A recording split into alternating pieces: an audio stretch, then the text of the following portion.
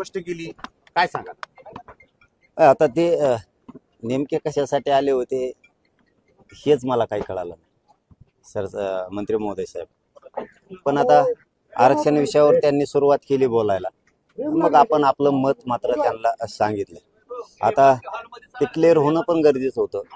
त्यांचा जर कालच दौरा पडलाय की लातूरला मी दौऱ्यात येतं, तिथं जाऊन भेटायचं, म्हणजे ते मुंबईहून लातूरला आलेत आणि आता लातूरहून ते कुठं जाणार कुठं माहीत नाही. तर ते क्लिअर मलाच कळालं नाही की ते नेमके सरकारच्या वतीनं आलेत की ते स्वतःहून चर्चा करायला आलेत. पण चर्चा आरक्षणावर झाली हे खरं आहे आणि मी माझी बाजू पक्की सांगितली. आम्ही त्यांना विचारलं मुख्यमंत्र्यांनी तुम्हाला पाठवलेलं आहे का, त्यांनी नाही म्हणून सांगितलं की कारण विलासराव देशमुखांच्या स्मृती दिन आहे त्याच्यासाठी आलो होतो, तुम्ही आहात असं कळल्यामुळे इकडे आलो असेल. नाही, मला माहिती तशी नाही. मला माहिती अशी, मला खरं बोलायची सवय. मग ते पुन्हा पचका होतो. मग ते त्यांचं सर्क्युलर पडलेलं आहे, काहीतरी दौरा असतो प्रोग्राम, त्याच्यात की आम्ही भेटायला चाललोय आणि चर्चेसाठी, म्हणून असं आहे. आम्ही पाठवलं वाटतं नाही सांगता यायचं. आता ते काय बोलले, खरं बोलले का खोटं आपल्याला माहित नाही, पाठवलंय की नाही. परंतु त्यांच्यातला जो प्रामाणिकपणा दिसला चर्चेतला आम्हाला, तेवढं मात्र भावलं की ते मुख्यमंत्र्याला सांगतो बोलले. तेच आलेत, आम्ही बोलवलेलं नाही, हे मात्र क्लिअर. आम्ही बोलवलेलं नाहीये. आता ते करतील चर्चा. मुख्यमंत्र्यांच्या कानावर यांनी टाकल्यानंतर ह्याच्यानंतर काही मार्ग निघत असेल तर माघार होणार का? नाही, मला अंमलबजावणी पाहिजे. मुंबईत जाऊन काय करायचं आम्हाला? आरक्षण घ्यायचं. इथं देत असले तर आरक्षण पाहिजे, तरी मुंबई जाणार आहेत आम्ही. गुलाल घेऊन जाणार. मग दिलं तरी जाणार, नाही दिलं तरी जाणार. दिलं तर त्यांचं सगळ्या मंत्र्यांचं स्वागत करायला, कौतुक करायला, गुलालाच्या ट्राका, फुलाच्या ट्राका इकूनच जे शिप्याने येणार आहेत आम्ही त्यांच्यावर फुलं टाकायला बी. तरी जाणार, मुंबईला जाणार हे पक्क आहे. कोणी आडवा आला तरी मुंबईत आम्ही जाणार म्हणजे जाणार. मुख्यमंत्री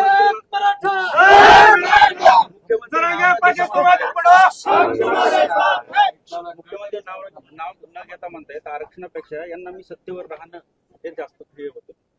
मी सत्तेवर राहून असं वाटतं. मग बसील असतं का? जर असं वाटतंय, किती माणूस दलबदलू असावा, किती विचार बदलणारा असावा, हे जिवंत उदाहरण म्हणजे मुख्यमंत्री देवेंद्र फडणवीस साहेब. जिवंत उदाहरण. किती माणूस या बॉर्डर थुका आणतो, हे आमच्या ग्रामीण भागात म्हणलं जातं एकमेकाला. काय तू दल बदलणार आहे रे, हमेशा चिंडी खेळतो डाव. जिंकला तरी रडायचं, नाही जिंकला तरी रडायचं. म्हणजे ह्या बॉर्डर थुका घेणं म्हणते त्याला. कारण हे असं वागू नये. नागरिक प्रथम आहेत, ते पालकत्व त्यांच्याकडे आहे राज्याचं, आणि असं बोलायचं की मी सत्तेवर राहू नको वाटतो. तर सत्तेवर जर तुम्हाला ठेवायचंच नसतं तर मराठ्यांनी निवडूनच दिलं नसतं ना. मराठ्याच्या मताशिवाय मुख्यमंत्री झाले का? काय गप्पा आणता? आहेत ते भाजपचे आमदार खासदार मंत्री पाडून टाकतात, आणि पुढच्या निवडणुकीत सगळे मग नगर परिषदच्या, जिल्हा परिषदच्या मग मराठी असेल सगळ्या साफ करून टाकीत असतात. मग तुम्हाला असं वाटतं की मुख्यमंत्री दोन डाव खेळतात, मग ह्याच्यातनं मार्ग निघेल असं कसं होऊ शकेल? आम्ही काढणार आहेत. त्यांना काढायचं की नाही मला नाही माहित. आम्ही काढणार आहेत. आम्ही मुंबईला जाणार आहेत, आरक्षणच घेणार आहे. त्यांच्या मनात काय आहे ते आम्हाला नाही माहित, पण आमच्याकडून शांतता आहे. आम्ही शांततेत मुंबईत जाणार आहेत. सगळे आरक्षण घेऊन येणार आहेत. त्यांना जाळपोळ करायची, धिंगाणा करायचा आहे ते करतील. आम्ही नाही करणार. आम्ही पोलिसाच्या गाडीत उचलून टाकणार त्याला.